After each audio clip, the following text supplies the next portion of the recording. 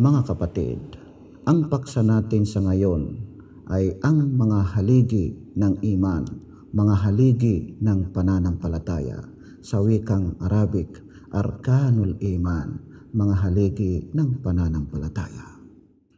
Bilang pagpapatuloy sa kasaysayan na nabanggit natin sa nakalipas na paksa tungkol sa mga haligi ng Islam na kung saan ay naisalaysay ni Umar bin al-Khattab radiyallahu anhu na isang pangyayari na sila ay nakaupo kasama si Propeta Muhammad sallallahu alaihi wasallam at may biglang lumitaw sa kanila na isang lalaki at tinanong niya si Propeta kung ano ang tungkol sa Islam. At nang masagot ni Propeta Muhammad sallallahu alaihi wasallam ang mga haligi ng Islam, ay tinanong naman niya si Propeta Muhammad sallallahu alaihi wasallam, "Ya Muhammad, akhbirni anil iman." O Muhammad, banggitin mo sa akin ang tungkol sa iman, tungkol sa pananampalataya. Qala, an tu'mina billahi wa malaikatihi wa kutubihi wa rusulihi wal yawmil akhir wa tu'mina bil qadri khairihi wa syarrihi. Sinabi ni Propeta Muhammad sallallahu alaihi wasallam, ang iman, ang pananampalataya ay pananampalataya sa Allah at sa kanyang mga anghel at sa kanyang mga aklat o mga kasulatan at sa kanyang mga sugo o mga propeta at sa huling araw at pananampalataya sa tadhana o kapalaran, mabuti man ito o masama. Kala sadaqta, sinabi ng lalaki, tama ka. Kala akhbirni anil ihsan, sinabi naman niya, tinanong naman niya si Propeta Muhammad sallallahu alaihi wasallam, banggitin mo sa akin ang tungkol sa ihsan, tungkol sa pagiging mabuti. Qala an ta'budallaha ka'annaka tarahu fa in lam takun tarahu fa innahu yaraka.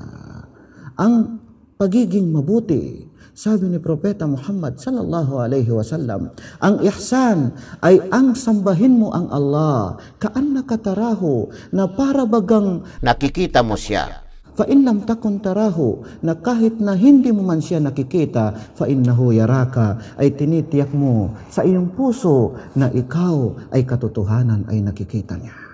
Kala sadaqta, sinabi naman ng lalaki, tama ka. Kala akhbirni anis sa'a, tinanong naman niya si Propeta Muhammad sallallahu alaihi wasallam, banggitin mo sa akin ang tungkol sa oras. Ano ang oras na tinutukoy ng lalaki? Ang araw ng paghuhukom. Qala, mal mas'ulu anha bi'a'lama minas sa'il. Sinabi ni Propeta Muhammad sallallahu alaihi wasallam, ang tinatanong tungkol dito ay hindi higit na nakakaalam kaysa sa nagtatanong. Qala, fa-akhbirni an amaratiha. Sinabi naman ng lalaki, banggitin mo sa akin ang palatandaan nito.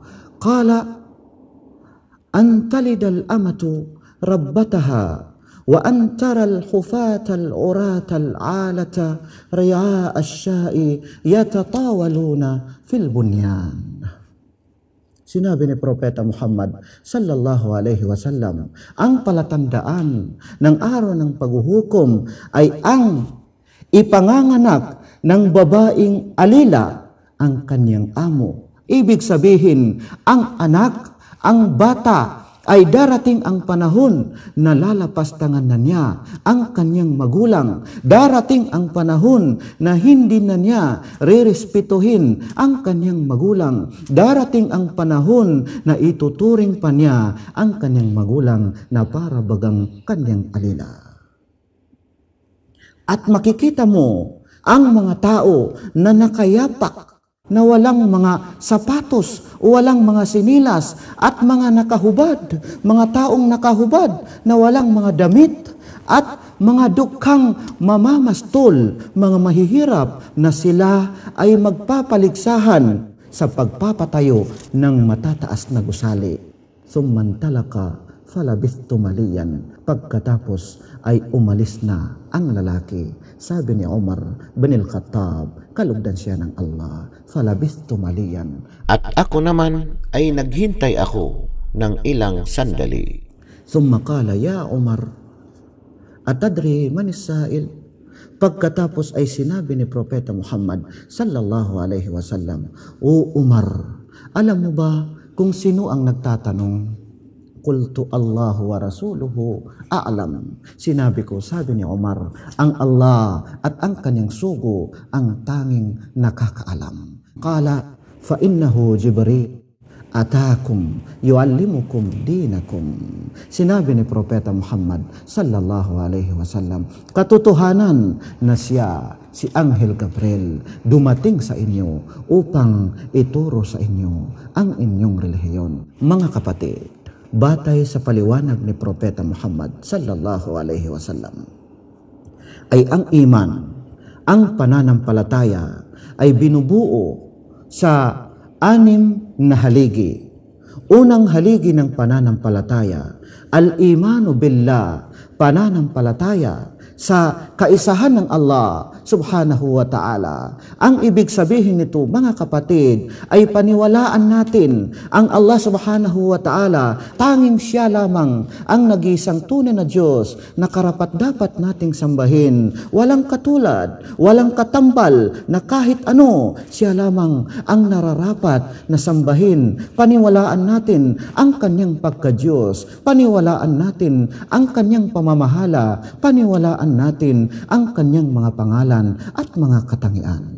Ikalawang haligi ng pananampalataya, al-imanu bimalaikatihi, pananampalataya sa kanyang mga anghel. Ang ibig sabihin, mga kapatid, ay ang Allah ay mayroon siyang mga anghel, maraming mga anghel, na pag-alaman man natin ang mga pangalan ng mga anghel o hindi, ay paniwalaan natin sapagkat totoo na mayroong mga anghel at kabilang na sa kanila si Anghel Gabriel. Ikatlo, mga kapatid, al-imanu bikutubihi, pananampalataya sa kanyang mga aklat o mga kasulatan. Ang ibig sabihin ay paniwalaan natin ang mga kasulatan o mga aklat na ipinagkaloob ng Allah sa mga propeta at mga sugo, na pag-alaman man natin ang mga pangalan ng mga aklat o hindi, ay paniwalaan natin. Kabilang na dito ang banal na Quran, ang kahuli-hulihang ipinagkaloob ng Allah subhanahu wa ta'ala.